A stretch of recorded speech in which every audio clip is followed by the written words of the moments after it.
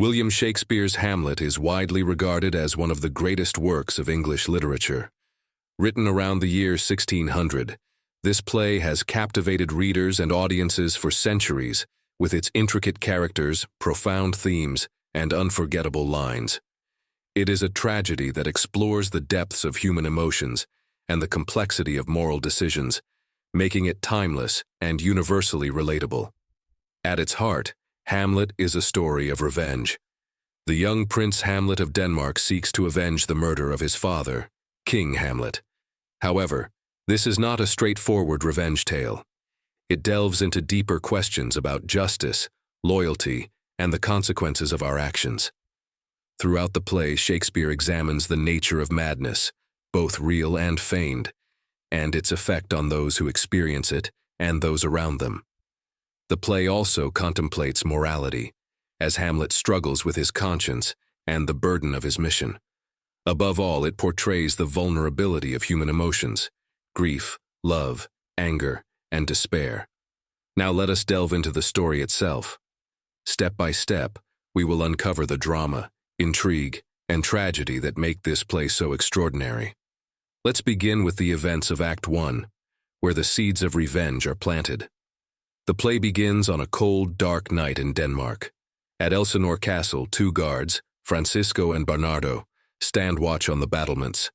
The air is tense and the silence is broken only by the sound of the wind and their footsteps. They are soon joined by Horatio, Prince Hamlet's close friend, and Marcellus, another guard. The men speak in hushed tones, their faces pale with fear, for they have seen something unnatural, a ghost. The ghost resembles the late King Hamlet, clad in armor as if ready for battle. It appears at the same hour each night, walking silently across the castle walls. Horatio, a skeptic by nature, is astonished when the ghost appears before them. He tries to speak to it, asking why it has returned to the world of the living. The ghost does not reply and vanishes as the rooster crows at dawn. The men agree that Prince Hamlet must be informed of this strange apparition. The scene shifts to the royal court, where King Claudius, the late king's brother, now sits on the throne.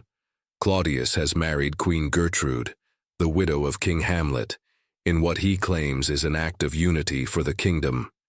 However, the quick marriage raises eyebrows, especially for Prince Hamlet. He is deeply disturbed by his mother's hasty union with his uncle, which he sees as both disrespectful and unnatural. Hamlet is consumed by grief for his father and feels isolated in his mourning as the court celebrates Claudius's reign. That night, Horatio and the guards bring Hamlet to the battlements. As the clock strikes midnight, the ghost appears again. This time, it gestures for Hamlet to follow. Despite the others' warnings, Hamlet obeys, driven by a mixture of curiosity and dread. Alone with the ghost, Hamlet learns the horrifying truth. His father did not die of natural causes, as everyone believes. The ghost reveals that he was murdered by Claudius, who poured poison into his ear while he slept in the orchard. This act of betrayal allowed Claudius to seize the throne and marry Gertrude. The ghost describes the torment of being trapped in purgatory and demands that Hamlet avenge his death. He warns Hamlet not to harm Gertrude, leaving her judgment to heaven, but urges him to act swiftly against Claudius. Hamlet is shaken to his core by this revelation. His grief turns into anger, and his sense of purpose sharpens. Swearing the guards to secrecy, he resolves to uncover the truth and carry out his father's wishes. Yet, even as he vows revenge, Hamlet is filled with doubt and inner turmoil. How can he be sure the ghost is truthful? What if it is a demon sent to tempt him into sin? These questions will haunt Hamlet as he embarks on his tragic journey. As the story unfolds, the events of Act 2 take us deeper into the world of Elsinore Castle. Suspicion, manipulation, and deceit fill the air as Hamlet begins to execute his plan to avenge his father's murder. However, this plan requires patience and cunning. Hamlet decides to feign madness, using his supposed insanity as a shield while he observes those around him. The act begins with Polonius, the chief counselor to King Claudius, sending his servant Reynaldo to spy on his son Laertes, who is studying in Paris. This brief subplot highlights Polonius's nature. He is a man who values appearances and uses manipulation to maintain control. Polonius's habit of meddling in others' lives will soon have far-reaching consequences. Meanwhile, Ophelia, Polonius's daughter, is deeply troubled. She recounts to her father a strange encounter with Hamlet. According to her, Hamlet appeared disheveled and wild-eyed, his clothing in disarray, as though he had just escaped some terrible ordeal. He grasped her wrist, stared at her intently, and sighed deeply, but said nothing. Then, as suddenly as he arrived, he left. Ophelia is frightened by his behavior, and Polonius quickly concludes that Hamlet's apparent madness is caused by unrequited love. Polonius instructs Ophelia to avoid Hamlet, believing that distance will cure him of his obsession.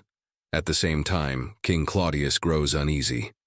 He senses that Hamlet's behavior has changed since the death of King Hamlet, and he fears what this might mean.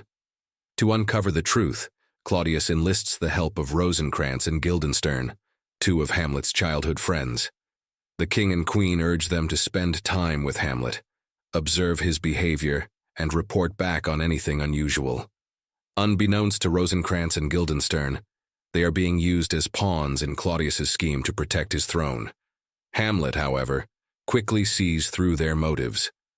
When Rosencrantz and Guildenstern attempt to probe him with casual questions, Hamlet mocks them with riddles and sarcasm, making it clear that he is not easily deceived. This exchange reveals Hamlet's sharp wit and his growing mistrust of those around him. To complicate matters further, a group of traveling actors arrives at Elsinore. Hamlet seizes this opportunity to set a trap for Claudius. He asks the actors to perform a play called The Murder of Gonzago, which mirrors the circumstances of King Hamlet's murder.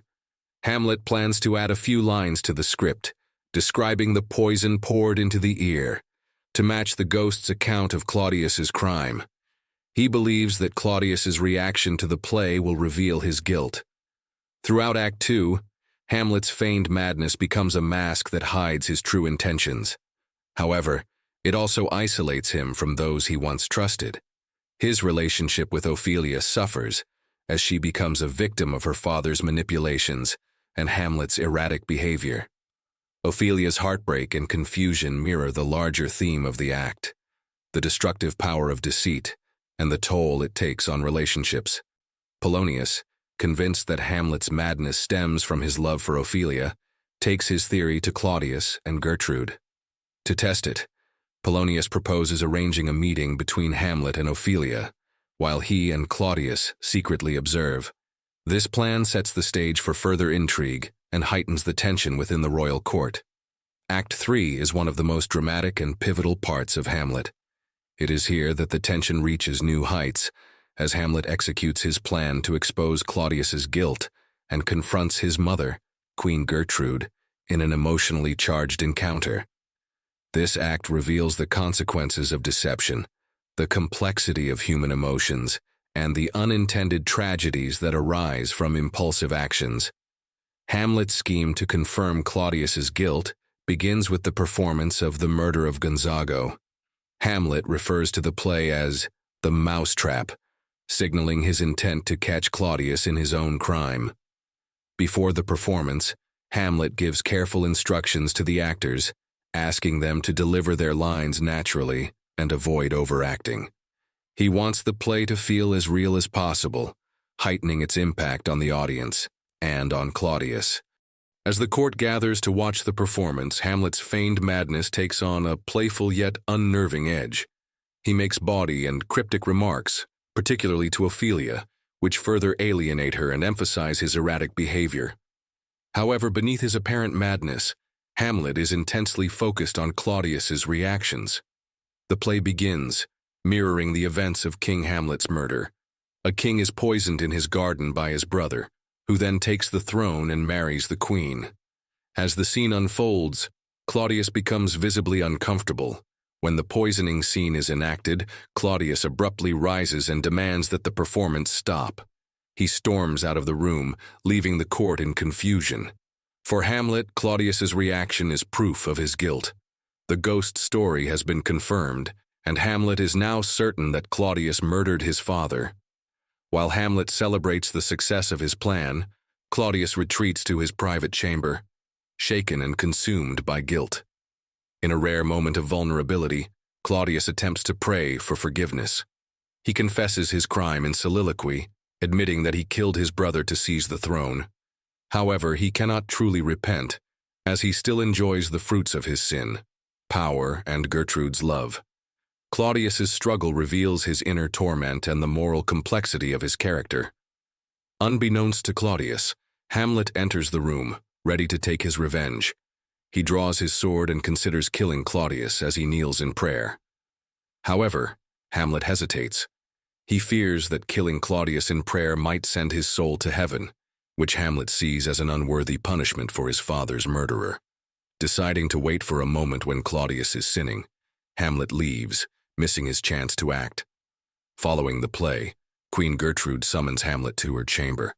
She intends to confront him about his behavior, but the encounter quickly escalates into a heated argument. Hamlet accuses Gertrude of betraying his father by marrying Claudius, and denounces her actions as sinful and shameful. His words are harsh and cutting, pushing Gertrude into a state of guilt and despair. As their confrontation intensifies, Hamlet's anger boils over. When he hears a noise behind the arras, a curtain, he impulsively thrusts his sword through it, believing that Claudius is hiding there. To his horror, he discovers that he has killed Polonius instead. The old counselor falls dead, leaving Hamlet and Gertrude stunned by the unintended violence. Hamlet's rash act marks a turning point in the play. While he intended to strike at Claudius, his impulsiveness results in the death of an innocent bystander. Polonius's death sets off a chain of events that will lead to further tragedy. In the midst of this chaotic scene, the ghost of King Hamlet appears again. Visible only to Hamlet, the ghost reminds him of his mission to avenge his father and urges him to stay focused. Gertrude, unable to see the ghost, believes that Hamlet is truly mad. This moment underscores the growing divide between Hamlet and those around him, as well as the weight of his internal struggles. Act 3 ends with Hamlet dragging Polonius's body out of the room, leaving Gertrude shaken and afraid. Claudius, upon learning of Polonius's death, realizes that Hamlet poses a direct threat to his life and his rule. He begins to plot Hamlet's removal, setting the stage for further intrigue and tragedy. Act 4 of Hamlet unfolds the aftermath of Polonius's death, as each character grapples with the chaos and grief that now pervade Elsinore. It is an act of transition, where the consequences of earlier events begin to take shape, leading the story toward its tragic climax. Claudius, alarmed by Hamlet's increasingly unpredictable behavior and Polonius's murder, decides to send Hamlet to England. Under the pretense of ensuring Hamlet's safety and stability, Claudius secretly sends a letter to the English king, instructing him to execute Hamlet upon his arrival. Rosencrantz and Guildenstern, unaware of the deadly nature of their mission, are tasked with escorting Hamlet. Before departing, Hamlet continues to outwit those around him. He openly mocks Rosencrantz and Guildenstern, accusing them of being tools in Claudius's schemes. His biting wit reveals his growing awareness of the danger that surrounds him. During the journey, Hamlet encounters a captain from Prince Fortinbras's army, who explains that Fortinbras is leading his soldiers to claim a piece of land that holds little value. The captain's account prompts Hamlet to reflect on his own hesitancy to act. He compares his inaction to Fortinbras's decisiveness and resolves to pursue his vengeance with renewed determination. Hamlet declares, "Oh, from this time forth my thoughts be bloody, or be nothing worth." Back in Elsinore, the weight of tragedy falls heavily on Ophelia. Polonius's sudden death leaves her devastated and emotionally fragile. Already distressed by Hamlet's erratic behavior and her father's commands to distance herself from him, Ophelia's grief becomes unbearable. She begins to wander the castle, singing fragmented songs and uttering cryptic phrases. Her madness is heartbreaking, blending moments of childlike innocence with profound sorrow. She speaks of death, love, and betrayal, revealing the depth of her emotional wounds. In one symbolic moment, Ophelia distributes flowers to those around her, each representing a hidden meaning: rosemary for remembrance, fennel for flattery, and rue for regret. Her actions serve as a poignant critique of the corruption and deceit within the court. Gertrude and Claudius react to Ophelia's state with contrasting emotions. Gertrude, deeply moved, shows genuine concern for the young woman. Claudius, however, views Ophelia's madness as another problem to manage, focusing on how it might impact his hold on power. The news of Polonius's death reaches Laertes in France, and he returns to Denmark in a fury. His grief quickly turns into anger, and he storms into the castle, demanding answers. A mob of discontented citizens follows him, voicing their frustrations and hinting at rebellion. Claudius, ever the manipulator, sees Laertes' rage as an opportunity. He calms the young man, assuring him that he too seeks justice for Polonius. Claudius shifts the blame for Polonius's death entirely onto Hamlet, fueling Laertes' desire for revenge. The two conspire to eliminate Hamlet, devising a deadly plan. Amid the turmoil, tragedy strikes again. Queen Gertrude delivers the heartbreaking news that Ophelia has drowned. According to Gertrude, Ophelia had wandered near a brook, gathering flowers. She climbed onto a branch that broke, causing her to fall into the water. Instead of fighting to save herself, Ophelia lay in the stream, singing as the current carried her away. Her death is both poetic and deeply tragic. It is unclear whether Ophelia's drowning was an accident or a deliberate act of despair, leaving her fate shrouded in ambiguity. Her loss devastates Laertes, adding to his fury and strengthening his resolve to seek revenge. Act 5 of Hamlet brings the story to its dramatic and heartbreaking conclusion. This act is a culmination of the play's themes: revenge, mortality, and the consequences of deceit, resulting in a series of tragic deaths and the ultimate downfall of the Danish royal family. The act opens in a graveyard, where two gravediggers banter as they dig a fresh grave. Their dark humor provides a brief moment of levity in an otherwise somber tale, but their conversation also highlights the inevitability of death, a recurring theme in the play.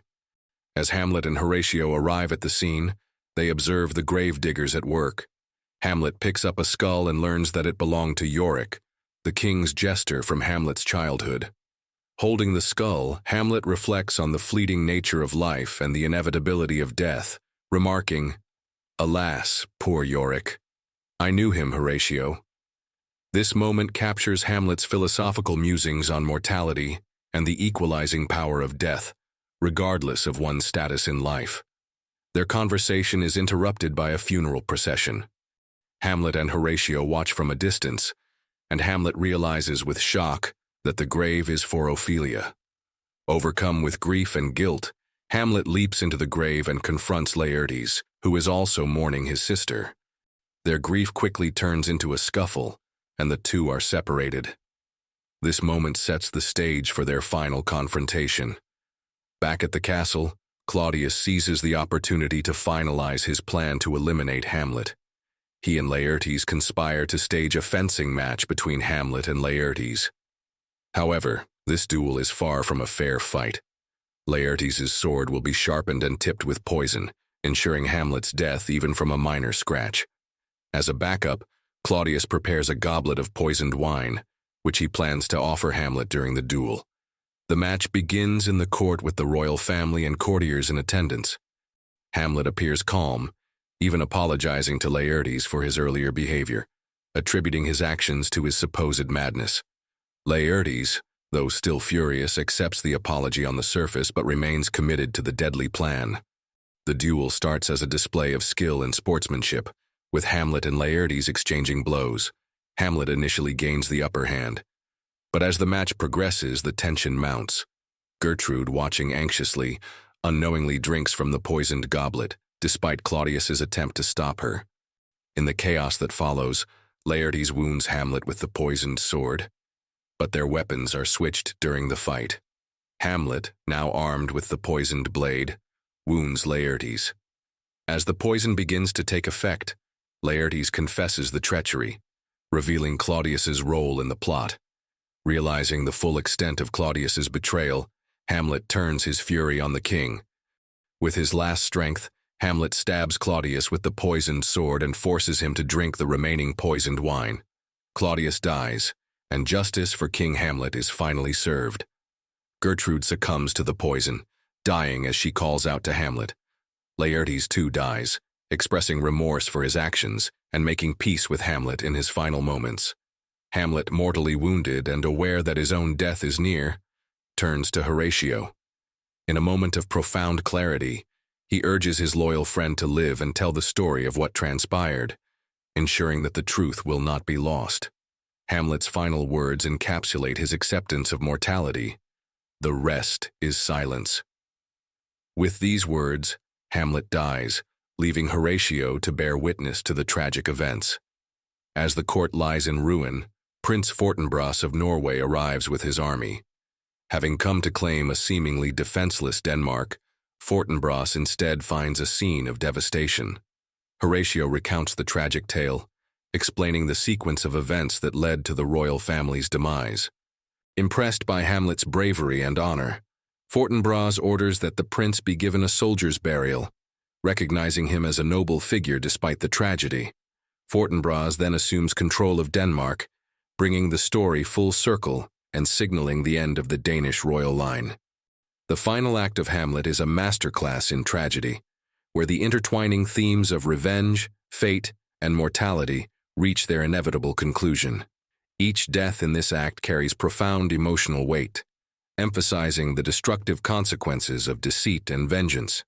Hamlet's journey ends with a mixture of triumph and loss. Though he achieves justice for his father, it comes at the cost of his life and the lives of those he cared about. The arrival of Fortinbras signals the dawn of a new chapter for Denmark, but it is one born from the ashes of tragedy. As the curtain falls, Hamlet leaves us with lingering questions about the nature of justice, the cost of revenge, and the fragility of human life, ensuring its enduring impact as one of Shakespeare's greatest works. Even centuries after its creation, Hamlet continues to captivate audiences worldwide, a testament to Shakespeare's profound understanding of human nature. The play's central themes, revenge, morality, madness, and the struggle for meaning in an uncertain world, are as relevant today as they were in Elizabethan times. Modern audiences can see themselves in Hamlet's introspection, grappling with questions of identity, purpose, and the consequences of action and inaction. The play's exploration of complex relationships, from familial loyalty to romantic love, mirrors the intricacies of human connection that remain universal across cultures and eras.